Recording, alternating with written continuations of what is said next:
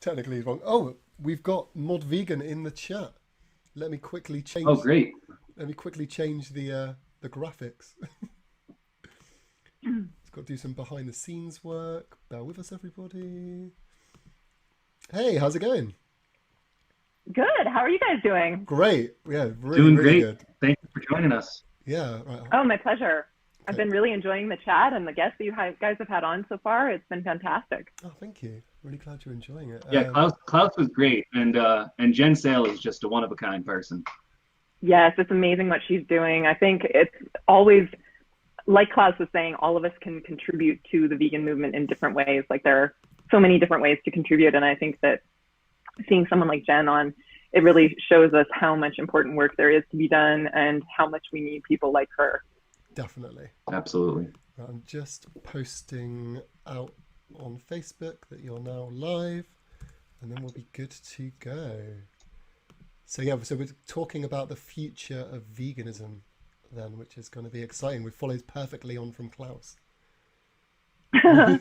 Yeah, well, because he was talking a lot about the future of veganism and the amazing things that have happened in 2017. It's been pretty incredible to see all this happen. Yeah, great. So yeah, we're all posted out and promoted. So I mean, first off, I guess, do you want to introduce yourself to everybody? Tell people who you are, what you do.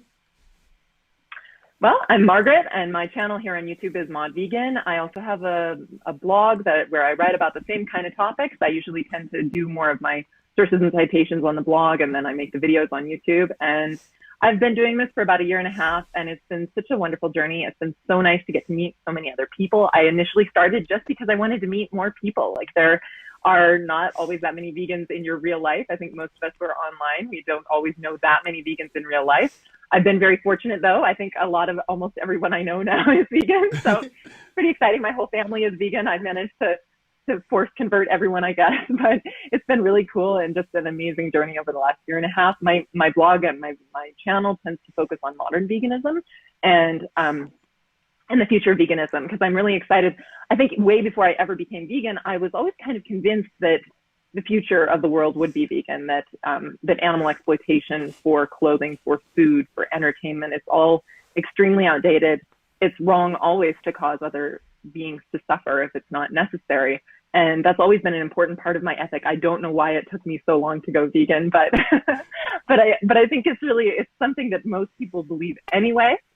And it's just becoming more and more easy to become vegan, to accept this new lifestyle. I think it's becoming a lot easier for all of us. So that's mostly what I talk about. Amazing. So, I mean, following on from Klaus then, I mean, how have you seen this year yourself with the progress in the vegan movement? What's kind of excited you? Well, of course, like we've all seen that the numbers, I think, are the first thing. Like we've seen exponential growth in the numbers of vegans around the world. Like there are so many more vegans, especially in countries like the US, Canada, Germany, the UK, of course, Israel. Like it's just exploding all over the world. People are starting to realize that this is doable, that it's safe, the things that people weren't always sure about before. I think sometimes it takes a little while for people to realize that it's a real possibility. And then I've also noticed a lot of changes in the business environment as well, kind of like what Klaus was saying, with companies investing in plant-based foods and things like that. Like it's made a big difference, and it's certainly made all of these things a lot more accessible to people. Yeah, totally. So I guess, obviously what the subject of this is talking about the future of veganism then. So, I mean, where are you seeing things go? What do you think, I mean, are we going to reach that ultimate vegan world, do you think? Is it within our grasp? I think it is. I think that it may take some time to reach, 100% level, obviously. I think that that's going to take a little bit longer, kind of just like what Klaus was saying. It's going to take a little bit longer to achieve something like that, but I think it's easily achievable for it to become the majority way of living in the future. And I can see people looking down on meat eaters in the future as people who just, won't get with the program. I think that that's more likely what we're going to see is just this shift, because as it becomes easier to do, it becomes more affordable. I think a lot of people are going to have kind of a post hoc justification of their behavior. A lot of people are going to eat plant-based foods, drink plant-based milk, not necessarily because they're such great people, but because it's more affordable. And then they're going to say, well, it's because I'm vegan, right? I think that that's going to happen later. Okay. I mean, one thing I've always been interested in is obviously, we call ourselves vegans and everything. I mean, when do you see the time when we are no longer vegan? I mean, what do you think will happen to the term? Because once the world is vegan, I mean, are we still vegan or are we just normal now? I think that there will be a change there. I can't predict how that's going to occur, what people are going to call themselves in the future. I think that for ethical vegans, once the world sort of accepts that exploitation is the wrong thing to do, we will probably refer to people who exploit animals as exploiters, and it's going to be like we call people racist today. I mean, that it's probably going to be the same kind of epithet. I don't really know what we're going to do in that respect exactly, but I have a feeling it's going to be kind of the same way. People are going to react instinctively against, once it becomes a normal way of living, people are going to be very suspicious of people who still exploit animals when they don't need to. I mean, have you seen the documentary Carnage, the British documentary? Yes, the mockumentary. Yes, it was hilarious. There was a great line on there when someone was getting interviewed and they said, "Oh, you're just a vegan." He said, "We're not vegans. You're carnists." Yeah, that part game. And that was kind of like the changing of the use of language and stuff, which I found really interesting because I mean we've all got, vegan is kind of like our identity in a way, isn't it? And so it'd be strange to kind of shed that identity and just become normal. But it'll be great at the same time. Well, and I think exactly, and that's why I think it's so exciting that people like you are excited about that. Like, I'm excited for veganism to no longer be a big deal, for everyone to just know that it's right not to exploit anyone unless you have to, right? Yeah. And I think that I'm excited for that. I think there are some people who are a little afraid of losing that identity, and I made a video about it just this last week. Like, I do think that is a fear for some people. But I think we'll get over it. At least I hope so. Yeah, I think so. Yeah, Tim, did you want We need more newbie vegans. We need more people excited about not exploiting animals. So I hope that we'll all be welcoming people who are giving up animal products. Yeah, definitely. Tim, did you want to cut in here? I thought you were going to say something now. Oh, no, you're fine. Oh, okay, sorry, I thought you were about to ask a question or something. So moving forward then, obviously you said you wanted to talk a bit about kind of vegan technology and stuff. Obviously we've got the kind of Memphis Meats and stuff, which is kind of happening. I mean, do you think that stuff like lab meat is the solution, or do you think that we've already got the solutions with the plant-based kind of, things like Beyond Meat and the Impossible Burger? I mean, do you think we need to really go the lab meat? I think that we need to explore different options. I think as long as we aren't hurting anyone doing it, I think it's the right thing to do. I have some reservations with Memphis Meats because I think a lot of the way that they are producing their product is more questionable, kind of as Klaus was alluding to. Some of these companies have really ethical procedures. I know that Hampton Creek doesn't want to be, ever harming animals in the way that they produce this. They found a plant-based growth medium. I think that's really important. If we're going to have clean meat, it must be a plant-based growth medium. You can't be growing it in, blood from fetal pigs and things like that. Like, they've done some really weird stuff over at Memphis Meat, and I think that is concerned a lot of people. I know that their head scientist there is very eager to end animal exploitation, but in doing so, I think that sometimes people end up using methods that they definitely should not be using. So, that's definitely a problem. I think that's something to consider.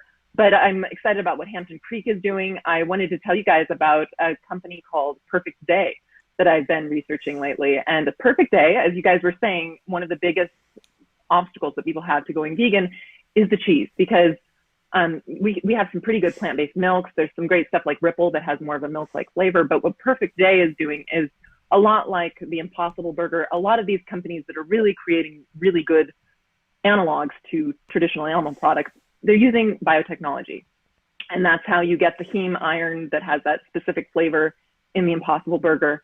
And it's also how they're going to be doing milk at a Perfect Day. So what they do is they take a protein, and once they have one, that's all that they need. They take a protein from milk, and once they've got that, they can create all that they need. They combine it with sugars, and they genetically alter it so that it can grow in like an algae medium. So basically, it creates milk. So you make milk without a cow, it grows, and it's lactose free.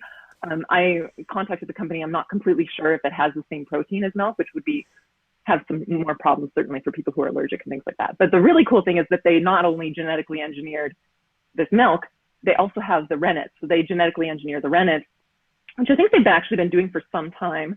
A lot of rennet is not derived from animals. It's made in a lab. And so what they can do is they can make cheese. It's exactly like real cheese, because it is real cheese. It's just not from a cow. And the company is created by two vegans who really wanted to do this. It's being funded in Silicon Valley. and they've had extremely good success. Obviously, these things start out expensive. And we can't forget, I think that first vegan burger, well, it was the first plant-based lab-created burger. It was like $350,000 in order, which is ridiculous, right? But those problems are because technology is always expensive in the research and development stage. And it's going to get cheaper over time. It just takes time for those costs to come down with scale. That's really interesting. And I'm sure it's the same with this. Yeah, so we're looking at the lab-grown cheese, basically, is on the way, exactly. which is really exciting because that's going to be the because I think that I honestly think once we nail the cheese, then everything's going to be so much easier, because I think people can give up meat quite easily. I think we've got so many replacements for it now, and they pretty much all taste the same.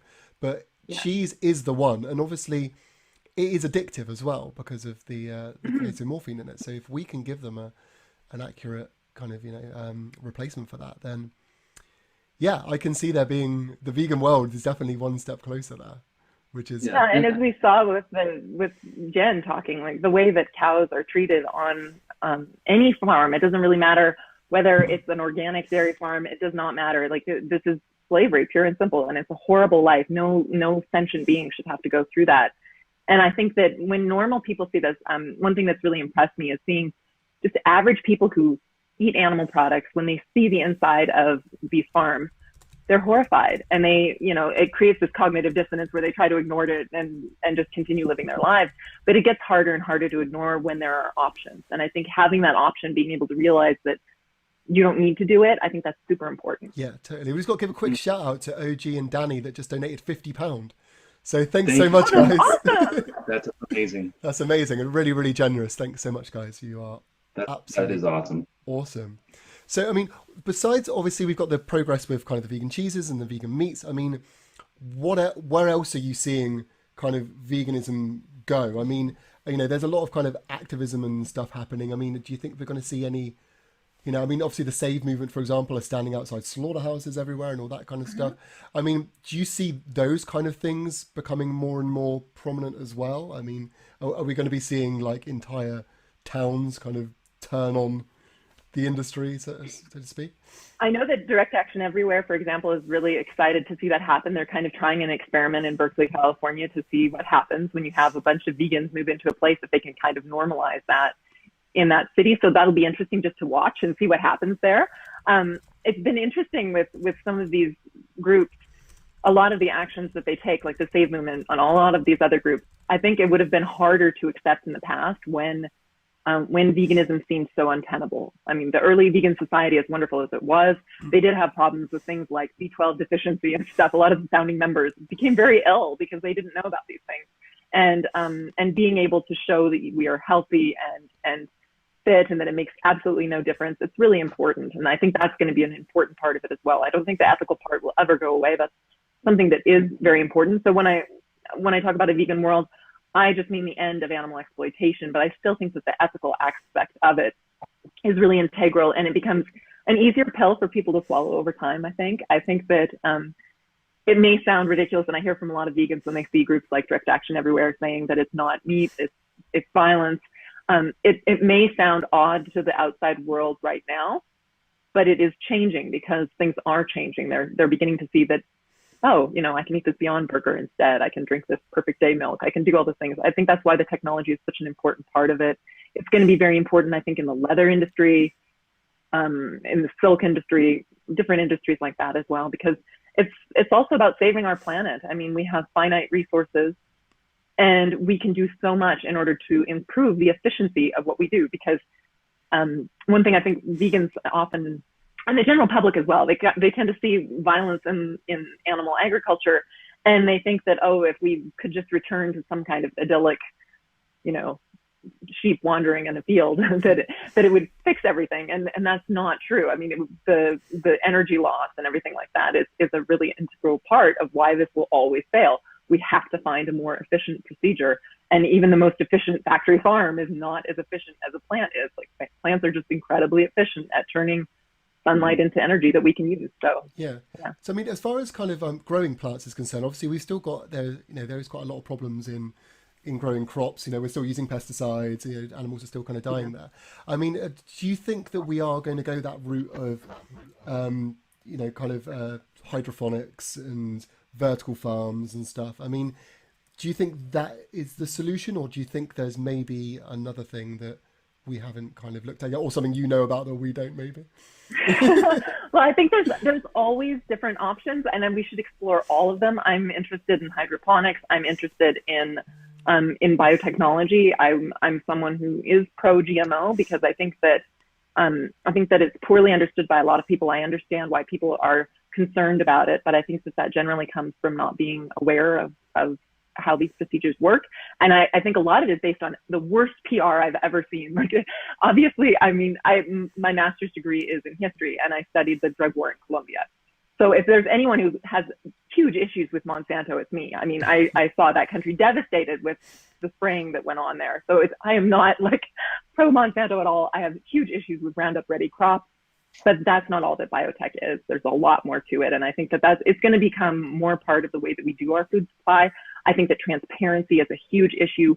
People need to know what's in their food. I am very much supportive of labeling laws and things like that, because I think it's good to know. And when people, again, it's almost like with veganism, when people can see that it's safe, that it's better than the alternative, then they're going to choose it. So that's kind of how I feel about that particular technology. Yeah, totally. One of the things kind of moving forward with veganism is a quote that I think Gary Yourofsky said, where he kind of said that if we're you know, we're getting to the point where we're bringing up children to be able to recognize, you know, animals and, you know, with things with furs and feathers as, you know, as kind of equal to us, you know, well, of moral value at least, that when they're older, they're going to find it more difficult to look at people of other colours or other shapes and sizes or other sexual orientations or whatever as different. And a lot of people like to think that, you know, they like to say that, you know, veganism is kind of like the solution to fix the world kind of thing. I mean, do you think there is kind of truth to that? Do you think kind of that, you know, being able to get humans relating more to animals, that we will, you know, as a result of that, be kinder to our own race? And maybe kind of help eliminate those kind of things? I certainly hope so, Chris. And I really think that there's a lot of truth to it. I think that I look at my own children, and when they see animals, they obviously do not see food. They see fellow creatures they want to share the planet with and be kind to. My younger daughter was watching the earlier part of the stream with Jen and my older daughter as well, and they both loved it. They were so excited. And of course, they're being taught to be kind to other people as well. I do think a lot of it does have to do with the kind of education that we're giving our children generally. I don't think that veganism alone is going to solve that problem, because unfortunately, I've witnessed a lot of racism and white supremacism and things like that within the vegan movement, and it's concerning. It's not that it's widespread necessarily, but it's enough of a feature that I think that we need to always be cautious about it. And I don't mean we need to be overly scared about it or anything, but I think it's something we always need to keep an eye on. I think we should be careful about presenting veganism as a panacea. It's one part of a solution. I think anytime you're getting more knowledge about the world, you're starting to realize that we share this planet with other animals, that they matter. That kind of knowledge is really beneficial, and it's certainly better than not knowing it. I think it could help more with diversity and everything like that than if someone didn't know that, but it's not a silver bullet. Yeah, I mean, you mentioned about kind of like the school system and stuff. I mean, how do you think we, you know, obviously, because that's going to be quite crucial in bringing us forward to stuff, is actually educating kids with the right information, letting them know where milk really comes from. Because obviously, you know, there was a picture I saw of a children's book yesterday someone posted, and it literally says in there that cows eat grass and then convert the grass into milk, and completely miss all the other parts. I mean, I know that James Cameron, I think he actually opened one of the first, he's opened a vegan school, I believe, I think. Oh, that's fantastic. I didn't know that, but that's wonderful. I'm not surprised. That's marvelous. Yeah, I mean, I think, Tim, you might need to look that up just to make sure that I'm not talking rubbish. But I'm pretty sure that's the case. I mean, you know, so as far as kind of educating people is concerned, I mean, you know, have you seen much progress kind of in that way? I mean, how do we get into the school system, and how do you see the school system kind of developing over the next couple of years to be able to educate people in that way? I mean, there's so much money being thrown in by the industries. How do we influence them to give people the right information? That's a really good question. I know that for myself, my daughters attend a school where they get sent home reams of propaganda from the egg and dairy industry all the time, and they'll come back from school with like free swag that is provided by the Canadian Egg Board and things like that, and it's unbelievable the stuff that they say. Like, I remember once when right after we'd gone vegan and we stopped buying eggs, my oldest daughter came home and she said, "Mom, we need to start buying eggs, and we need to buy white ones because brown ones aren't healthy." Because they had white eggs on this literature, and she was being influenced by it clearly. And I had to sit her down and explain why we didn't buy eggs, and she was like, "Oh, well, then they should really not be doing this in school." And that was part of her conclusion. Was like, that's really odd. Why are our teachers telling us this is good for us? And it's something that I think probably in every country, because subsidizing for these industries is so common, especially for eggs and milk. I think with children, obviously, when you get into school lunch programs and things like that, you do have more promotion for meat. But I think initially it's the milk cards. I don't know if you guys have milk cards in the UK. We certainly do in Canada. I know they have a milk program in the US as well. But that and the egg, kind of just the egg board advertising and things like that. I think that those are the things that we want to address in schools, because it is part of, not having our children advertised to. If we don't have Coke machines at our schools, why do we have these industries coming and talking to our kids? Like, can they prove that they're healthier than Coca-Cola, which they probably cannot, especially in the case of eggs. I think it's really, really hard to make that argument that they're so much healthier than the other things that are not allowed to advertise at schools. Yeah. So I'd like to see vegans as a group. I think that's something that, I'd love, Klaus should do a story on it for plant-based news, but we should really be focusing on that. I think that getting the advertising dollars out of our schools is a good first step. Yeah, that's kind of what I was going to say, whether we think that people should start just speaking up about it more generally. If you've got children in school, maybe we should start, writing letters in and, kind of saying, we want, we don't want this biased information being given to our children. You wouldn't want them to be selling cigarettes in a school.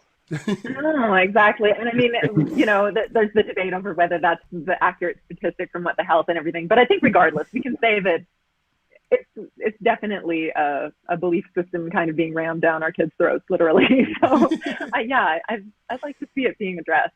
Yeah. I've not been able to keep up with the chat. Has there been any questions or anything in the chat? Yeah, I've gotten a couple questions. So L. Richardson asked, how long have you been vegan? Me? About 2 years. I'll be 2 years in January. I decided to go vegan in August of 2015. So, was it 2016? No, I can't remember. No, 2015. That's terrible. 2015. So in August of 2015, I was at lunch with a friend dinner with a friend who's been a vegetarian almost her entire life, and went home and we had a great conversation that just completely changed the way I thought about everything. It was really cool. I had like a flashback to being a kid because I was eating duck, and she asked me, and I think that's why what Klaus was saying about speaking to your friends and things like that. And it's absolutely true. Every one of you has an impact. And just talking to people, like my friend is not an activist by any means, but she actually just asked me what duck tasted like because she'd never tasted it. And it's an odd question, but if you think about it, it's one of those things that forces people to think. She kind of used the Socratic method on me, and she was asking me like, "Oh, well, why do you think this is, and why do people eat ducks?" and things like, just kind of innocently, but it really got me thinking and remembering my childhood. I had a cousin who had a pet duck, and even though he raised chickens, he would never have hurt this duck because he considered it so different from the chickens, which is pretty bizarre if you think about it. Like, it's the same, right? But went back home and watched Gary Yourofsky videos for hours and Fight Says Emily and things like that. So, yeah. Nice. So did you bring a period of time where you were vegetarian, or did you just get right into veganism? Were you just like convinced and this is it, I'm going for it? I was 100% convinced. I came home and told my husband, like, we are never buying meat again. And he, to his everlasting credit, he said, okay. Oh, that's amazing. Yeah, it was pretty amazing. For the first few months, he just would, if we went out to dinner or something, he would have some meat at dinner. And then after a few months, he also went vegan too. And it took me a little, I wouldn't say, that's why I would say January was when I was fully vegan, because it takes a while to kind of learn everything. So I would say it took me a while to like get the hang of what I was doing, but yeah. Okay, there's a question here. It's quite a big question, but let's try and tackle it. It's from Daddy, who's actually one of the only non-vegans we know in the chat. So it's quite interesting. So he said, how do you see, pragmatically speaking, how do you implement a vegan diet for 7+ billion people around the world? How will it work? Well, for one thing, we know it's not going to happen overnight. I mean, it would be lovely if it did. They had that recent study that was done that was called, you know, what would we do if the world went vegan overnight? It would be a disaster. Mm-hmm. And that study was kind of parroted everywhere. But what was interesting is that all they said was that it would be difficult for people to get enough B12 without supplementation. Certain minerals like that it would be hard to get them without supplementation. But of course, we supplement cows already. The reason why our milk has B12 is because most B12 supplements that are produced in the world go to feeding these animals because they're not eating their natural diet anymore. So they don't have B12. They don't just grow B12. Yeah. They have to be supplemented. So I think that it was very clear from the study. What I thought some of the study was very poorly done. I did a review of it. There were some big flaws in the study. But one thing they did show was that certainly we would produce much more food if the U.S. went vegan overnight, for example. We'd produce a lot more food calories than we do currently. You could trade that to other countries for other foods that you need. They didn't mention that, which is obviously true. If you're producing much more food, so we can certainly give more calories to people. No question, if we convert current arable agricultural land, this is without converting any extra land to agriculture, we can certainly feed the population doing that. And they assumed within the study that we would just grow the food and feed it to people. So there was a surplus of former feed foods like soy and wheat and corn, especially corn and soy. There was a surplus, but certainly we could plant other things there instead. It's kind of irrational to assume that we would have to grow all this soy. We could grow other things on that land too. So I think it's very feasible. And certainly with some of these biotechnologies I was talking about, we can, if we want to, we can have B12 present in some of these foods without even having to add it. There's all sorts of things that we can do. So I think it's much more feasible. I mean, the second law of thermodynamics tells us that there's always energy loss when we have to convert one energy from one form to another. Much easier to convert straight from plants to us than it is from plants to animals. So I make that argument all the time and people look at me like I'm crazy. I'm like, it just takes, we get all of our energy from the sun, and we get all of that sun energy from plants. So every time we go through another stage of the trophic system, we're losing energy to the environment. It's just the way it works. Yeah. And so I say that to people all the time. It's just more efficient. Yeah, so that's what I would say, Daddy. Someone's asked, sorry, are you going to say something then, Tim? Sorry, Chris. I was going to read a question from go for it. that came up. Yeah, go for it. Way earlier. What's your thoughts on eating plant-based foods that are fried or cooked with animal products, or removing, say, cheese from a pasta salad and then eating the pasta? Well, I know this is very controversial, but for me personally, I think that it just depends on you as a person. I think that it's about you don't want to obviously advertise animal products. I certainly, I think that it's important to, like, if someone's serving an animal product and you eat it because it's there, I think that's a really hard argument to make that you're doing something good for veganism by doing that. I think that's a very hard argument to make that it's a super good thing to do that. But for the example, the other day, my husband ordered a vegan burger and they brought it with cheese, and it was annoying because this restaurant does this all the time. And we usually send it back. This time he just peeled it off and ate it because he didn't want to just throw away the burger. So, you know, otherwise it's vegan. So he doesn't mind if it touches his food. I couldn't do that because I'm really lactose intolerant, so I wouldn't be able to eat it anyway. It would make me really sick. So I think it depends on the person. You know, if you can just take it off, do that. I don't really believe in wasting food. I think if you can keep from wasting food, that's a good thing. And you have to kind of judge the person you're working with too. Like sometimes if you're talking to someone and you know it's gonna, especially if you're at someone's house, say someone's made something for you and it's got cheese on it and you can easily take it off, if they'll be way less offended if you just take it off than if you like tell them to take it back. You know, use your common sense and do what's right for you, for your health. And as far as the oil goes, again, I think that's a personal issue. I think it has more to do with your disgust response. I personally am okay with it. I don't think that it's hurting any extra animals. So I have no problem with it. Like I ordered a burger and fries the other day. A company here in town started their burger place. I think it's called like Flame Burger or something. And they just added a vegan burger with a vegan bun, and the fries are, or no, it's the burger was cooked on the same grill as with the other burgers, but I was like, it's okay because I'm telling them that this is an important thing and I'm encouraging them to make more of it. I think Gary Yourofsky has a similar stance on those kinds of things. So Yeah. I totally you agree. guys, what do you think about that? I mean, I agree with you. yeah, I mean, I tend to avoid stuff when I can, but I'm not going to be too fussy. I think, like I said, cooking something on the same grill, it might have like a couple specks of something. I mean, it's not too. I mean, you want to encourage them to keep doing a vegan product. I mean, you can make the suggestion, oh, maybe you could do this, but I mean, I think you want to encourage them. If you and you've got to be a good kind of example of a vegan as well. If you go in there and be like a complete dick, then they're not going to want. They're going to wonder why they offered it in the first place. Yeah, right? exactly. If you go in there and just be nice and polite and stuff, and you kind of respect the fact that they're trying, I think that's a really good thing to do. I think we need to help them help us. Kind of, I think for sure. It's the main thing. I've got a question from Chickpea Sani, who says, do we need more vegan products marketed towards children? I think so, because I've got kids, and it's really amazing when vegan products are made for kids. For example, one of my children really doesn't like the Gardein tenders. She doesn't like them because they're not enough to her like a chicken nugget. She likes chicken nuggets. She just always did. I mean, obviously she would never eat them now because she's horrified by it. But when there's a company called Eve's Vegetarian Cuisine, and they made a nugget that we didn't realize for a long time it's vegetarian, but for a while it was using some egg albumin in it as a binder. And we stopped buying it. And then a few months ago, they made it vegan. And it was incredible, like so exciting. My daughter was so thrilled. And it's really nice when people take that into account, when they really, especially, and that's why I really do value good vegan products that are really as good as, because I think that there's no excuse for not making products that are at least as good, if not better, than the real thing. Like, we can do better. And when it comes to kids and stuff, I'm excited about that. McDonald's Canada is considering doing a McVegan here as well.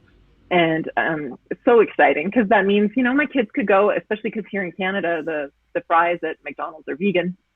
It depends on your country whether they're vegan or not, but ours are. That would be amazing. My kids could go and have a Happy Meal. And it's nice to feel like other kids. I think especially because veganism is getting more popular with young people, I think it's a really good area to focus on. Yeah, awesome. I'm going to have to quickly go for a quick toilet break, Tim. Do you want to take over? No, that's fine. I've been drinking so much water. You've overdone it already. Okay, I will be right back. So Blue had a question. It's a good thing that there's two of you for the 24-hour stream. You really need that. I know. But he has to be on for the whole time, though, because he's doing the OBS. And so I can't let him be by himself, so I have to be on the whole time, too. I wouldn't do that. So Blue asks, I'm curious, Mod Vegan, what have your kids experienced being vegan? Do they ever influence their friends? I think they definitely influence their friends. It's been interesting to see, especially with my older daughter. There's one or two vegetarians in her class because they go to a Chinese school, and so a lot of their friends, some of them are Buddhist. They might eat less meat. They might not eat certain kinds of meat. A lot of them will be vegetarian, but very few are vegan. And I have noticed, for example, she does tend to say at school that she's a vegetarian that doesn't eat cheese or eggs. So she'll just say that. So they've influenced her a little as well, too. I think she's a little shy about it. My younger daughter is the animal rights activist who tells everyone she's vegan, who tells everyone they should be vegan. So yeah, it's really cute. Like they definitely have an influence. And I'm really grateful to the other parents at the school that also are vegetarian or vegan, because we've been able to make it always that there's always a vegan option when they have school meals and things like that. So that's really nice. Yeah, that's really, to me, the best advocacy is food, getting food in front of people and letting them see how good the food can be. I completely agree. Can't just tell them about it. I actually have a question that goes back to something you mentioned when we first brought you on, which is you had said you've convinced the fair majority of your family to go vegan, and I'm sure myself and many people listening right now would love to know how the heck you did that. Well, I could definitely never take credit, because I think that obviously it's not going to do any good unless the person that you're talking to has some level of interest. And it's been interesting, especially in the last year or so. My mom has gone vegan. A lot of her friends have also gone vegan. And that's been really exciting, because it's I kind of thought that that was an option for my mom, but I was never sure that it was going to really happen for her, you know. But I think that especially in my husband's case and my kids' case, the thing that's really helped is just being honest, but not pushy. Because I think you have to wait for people to ask you questions. I think always try and use more of a Socratic method than just telling people what to think. That doesn't work particularly well. I was really pleased, obviously, when my husband went vegan, because that made my life so much easier.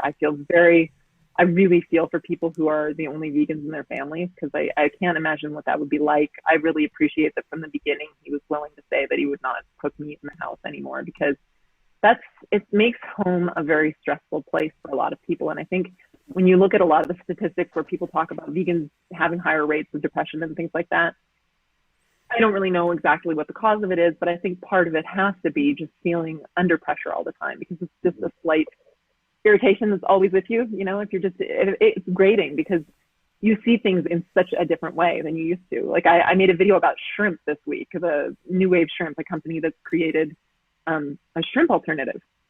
And doing the research, I was just looking for a picture of a shrimp, and I don't know what it was, but just like seeing all these, I would never have thought that I would get to the point where just looking at pictures of shrimp would make me want to cry. But I was so sad. And I think that you need a safe space. I mean, to be honest, I think it's really nice if you can make your home a space where you don't feel like you're under stress all the time and just having to constantly see people eating meat and everything like that. I really think it's good to find a place where you can at least get away from all of that. And that's why vegan social media, I think, will always be really important. Someone just put an interesting... Right, and I wonder... Oh, sorry, you carry on. Sorry, I kind of came in halfway through the conversation, so I didn't know where you were. Carry on, Tim. Well, I was just going to say, I wonder if part of the reason why the depression rate among vegans is also impacted by the fact that early adopters of veganism probably tend to be a little bit more empathic. And so maybe they're just predisposed to have more issues with depression. Yeah, I think that's perfectly a valid hypothesis as well. I think that certainly when you look at early adopters, people who want to be part of something too, I think that that's part of it as well. Sometimes I get comments from people that are very angry and upset that are vegan. And so kind of like what Chris was saying earlier, I don't think veganism will solve everything, because I'm sure we've all met our fair share of vegans that just, you kind of wish that they could take a break or something and come back when they feel better, eat a snack, eat some chickpeas or something, but it's just like that Snickers ad, you know. But yeah, the question someone put in here, which was quite interesting. They want to know what your stance is on showing children graphic footage from factory farms and slaughterhouses. Do you think that kids should be educated on that stuff from an early age? I'm someone who actually doesn't really approve of that personally. I know that there's some people who use footage that is more graphic in a really good way, and they do it in a way that is useful and helpful. I think when Emily would make her videos for Bite Size Vegan, she did a really good job with it, because I do think it's important to be respectful of the animals themselves. I don't think it's good to just share images that are very violent without providing a context for it. So, I mean, even when it comes to adults, I don't think that it's proper to just throw something out there without providing a context, because we all know when you think about what causes people to have empathic reactions, they don't tend to have empathic reactions to someone that they don't identify with. So if they see a human or an animal suffering that they have no identification with, they are not going to have a response. I mean, there's so much research that backs this up. That's why people who are working as prison guards in concentration camps could treat people so horribly. It's because they saw violent, horrible things every day. Imagine those people, you know, putting people in piles in ovens, you know. I mean, people can do that because they disassociate themselves from the violence and they remove themselves any contextualization from it. So I think we have to be careful about the kinds of images we show and share, because just sharing a violent image on its own, I don't think is helpful. And certainly when it comes to children, again, you are getting these children when they're very young. I think it's much better to share with them what an animal really is. I find that my kids, at least, when they see pictures of cute little pigs and, you know, other animals, cows, they have more respect for the animal. And my kids have never seen any violent footage, and they are still horrified at the idea that you just have to tell a kid that this animal that you see standing there that you pet on the nose, you know, at the sanctuary, there's people who want to kill this animal and turn it into a burger. That's way more, like, that is plenty. Most children hear that and they're like, it's crazy. We have veggie burgers. Why? Like, I remember my daughter, actually the most violent thing that my daughter probably ever saw was right after I decided to go vegan. We were watching a David Suzuki nature special. And it was just this little skit where they were showing a native person hunting a deer. And it was meant to be in the past. This was supposed to be like set in the past, like 5,000 years ago. This is what people did. And my daughter, she's like, Mom, do people still eat animals? And I was like, yeah, honey, some people still eat animals. She's like, but they don't eat animals in Canada, do they? Yeah, they eat animals in Canada, but not in Calgary. Like, that's the city we live in. She's like, not in Calgary. Nobody here eats animals. And I was like, yeah, they do. And then she was eating IKEA meatballs, because this was before she'd gone vegan. And I think she'd just been to IKEA and eaten meatballs. And I was like, yeah, that's where they come from. And she's like, I'm never eating that again. That's just disgusting. I mean, that's like, crazy. Why would I do that? That's so kids really don't need graphic imagery in order to come to this conclusion. Like, you don't have to show kids graphic imagery to get them to not commit violence against humans. So if you're teaching kids from a young age not to commit violence to animals, there's no need for them to see it. The reason why the Slaughterhouse footage is so important is to teach the adults. It's for the adults. Yeah. I mean, at the end of the day, the kids just don't need it. It's not even pragmatic, and it's just going to scar them. Because I've heard people. I totally agree. I've heard people in the past say that about taking. That kids should be taken to slaughterhouses, you know, because you learn how you make a cake, but you don't learn how you make a burger. But from what you say, it would probably be better to take kids to sanctuaries and actually introduce them to the animals.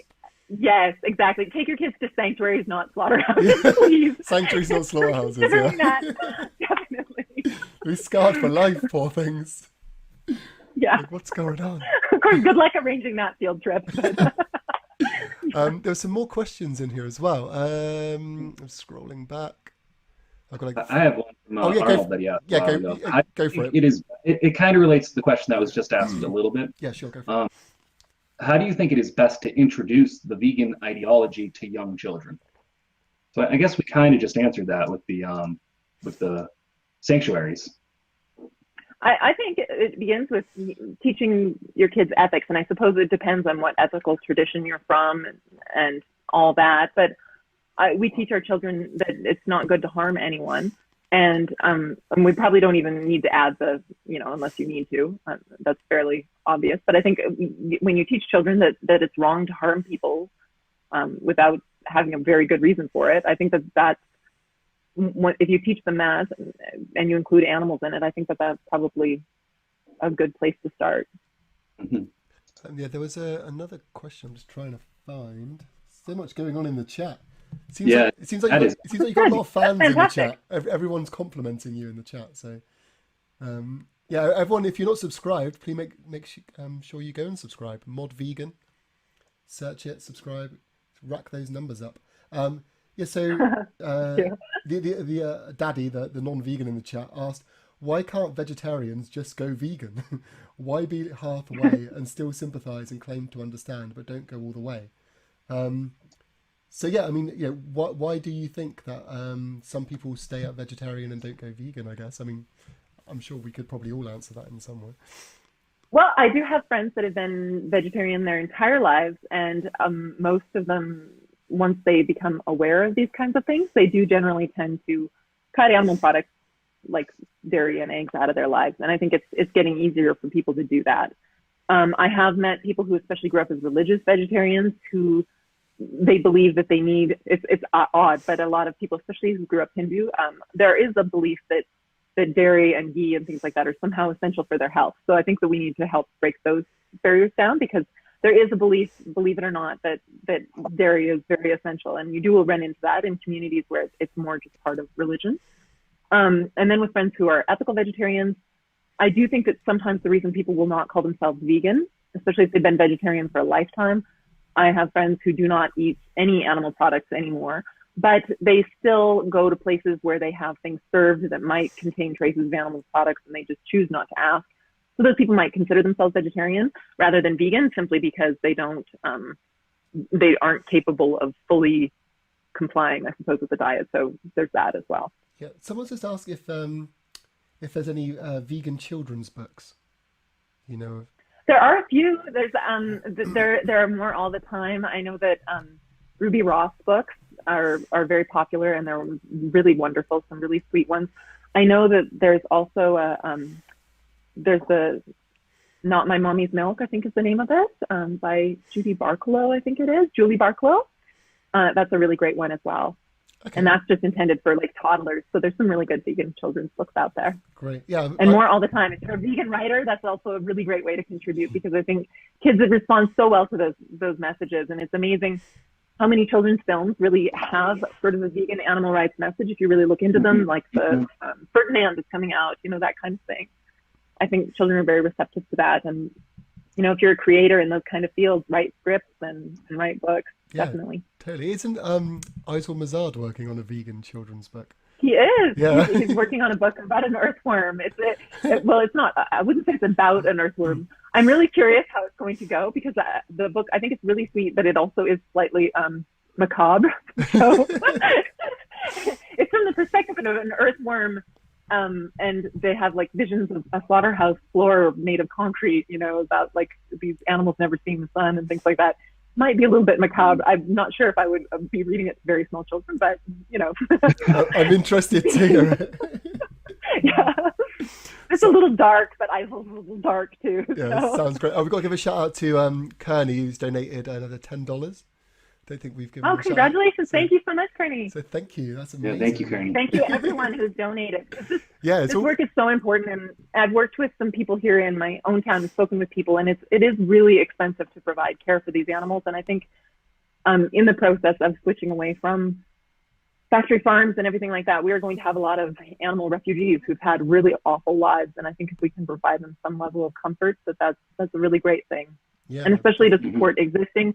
So many people have dreams of opening sanctuaries and things like that. I would encourage people to really, really responsible, well-run sanctuaries and support them, because it's very hard to start one of these businesses. If any of you have ever looked into it, if any of you have even thought about caring for a child, let alone an entire farm full of animals, it's expensive. So yeah, I would say support people like Sail Ranch, because that's really the best thing to do. Work with existing organizations that are well run and really take care of their animals, that have open policies.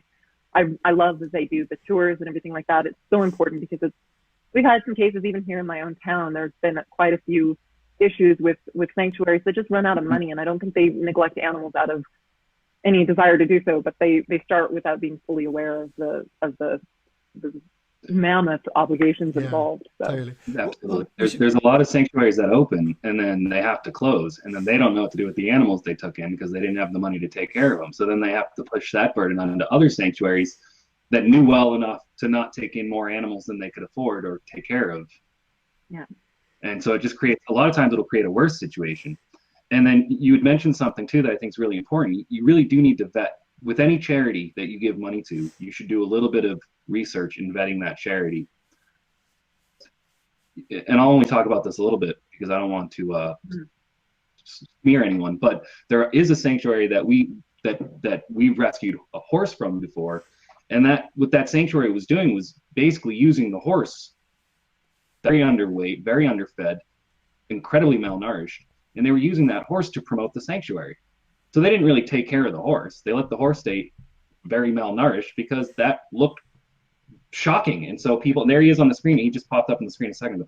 But it looks shocking to people, and so people will give them money for that. And they're abusing an animal. They're exploiting an animal for the sanctuary. To me, that's horrifying. So you do have to do a lot of work to, or not a lot of work, but you got to do a little bit of effort to vet these charities for sure. Yeah, and one thing I appreciate with what Jen's doing too, you need to have respect, I think, for the dignity of the animal. Like when we were talking about slaughterhouse footage and things like that, it's so important, I think, to show respect for these animals and to treat them with dignity, to tell their stories with dignity, because yeah, just milking money out of them, you end up with the same problem that we've all seen with charities for children in the developing world, where they've got the kid covered in flies and they tell you to get, it's really disturbing, and it's not the right way to run these things. And I'm really glad that that's not how they do it. So Yeah. Oh, Yeah. just on some good news then. We've got some more donations in on the GoFundMe. We've got $20 from Free William. We've got $10 from Kerry Marshall. We've got another 50 from King Arugula. And anyone Very want to much, take a guys. guess what the total is at the moment? I've got it up. I don't know. Tim, Let us you know. want to take a guess? Let us know in the chat what you guys think. Where you think we are so far. If we wait for the chat to catch up, though, we're on a delay. Remember? Yeah, I know. Well, We're always waiting on the chat. So we are currently on $727. That's fantastic. That is amazing. Like, Thank you so much. That is everyone. absolutely amazing. our target for the whole thing was only going to be 1,000, so, and we're only a few hours in. So this is incredible. Thank you so much, everyone. That's like amazing. And like I was saying, I think that's what is that? That's one delivery of the hay that she was talking about earlier. Yeah, Or exactly. a couple of those, but it's still every bit counts. So that's wonderful. It's absolutely Right. wonderful. Yeah, so thanks everyone for doing that. That's amazing. So we've got time for a few last questions then. Yeah, OG Musin says, she mentioned raising kids with ethics. I'm curious, does Mod Vegan do some form of non-violent parenting? Yes, of course. Yeah, I think that's really important. I think that you have to. I don't believe in coercing children, so Yeah. that's something. Again, it's we have these conversations all the time. I'm a little more probably on the extreme end of this, I suppose, by some people's standards. But I do think it's very important to let children make decisions for themselves and give them autonomy in anything where it's not going to harm their safety. So Yeah, of course. yeah, we always are having conversations. My husband and I, the other day, we took the kids to the movie theater, and I remember one of my daughters was wearing this outfit that was completely bizarre looking. I was like, it's not going to hurt her. It might hurt her feelings if someone thinks it looks really weird, but that's the way she likes to dress. So as long as she's safe, it's fine. So yeah, I think that it should be part of, if you've got kids, you need to raise them to be kind to other people, and you start that at home by being kind to each other. Perfect. Sounds good. Well, I mean, I guess we're coming up to the end of the hour then. I mean, is there anything you want to kind of add to it? Anything you want to plug? Do you want to say, get people to subscribe to the channel, clearly? Well, of course, if you want to follow me on Mod Vegan, please do. But I want to thank you guys so much for doing this, for inviting me to participate. I appreciate it so much. I appreciate what you're doing. And I am so enthusiastic about the future of veganism. I think that the world is going vegan. It's so exciting. As I was saying with Kim as well, like there's such a reason for us to do this. It's not just we're doing this for the animals. There's so many reasons for the planet, and it all works together, because I think when you develop greater knowledge about things, you can progress. And we're starting to understand that we don't need to eat animals, that we don't need to treat animals in the way that we have for centuries, and we can change. And I think all of us in every part of our lives, we need to be willing to change and respond to new information, and just be open to each other. Treat each other with kindness, treat the planet with kindness, and the animals too. So thank you so much for having me on, guys. And I hope that you raise much, much more money for the Thank for you. the No, sale thank van. you so much for coming on. We really, really do appreciate it. I really appreciate your time. It's been Thank so you. It's lovely been to an speak to absolute you. pleasure. Thank you so much to everyone who's donated. No worries. Thank you. Hopefully see you in the chat later. Awesome. So that was Mod Vegan, everyone. Make sure you go and subscribe to our channel. I really enjoyed that chat. Yeah, That was drop awesome. that link in the chat. You'll subscribe to her too as well. Yeah, and it seemed like a lot of people. So that was great. It seemed like a lot of people in the chat really enjoyed that as well, which was awesome. And I could pick her brain for hours. Yeah, totally. So.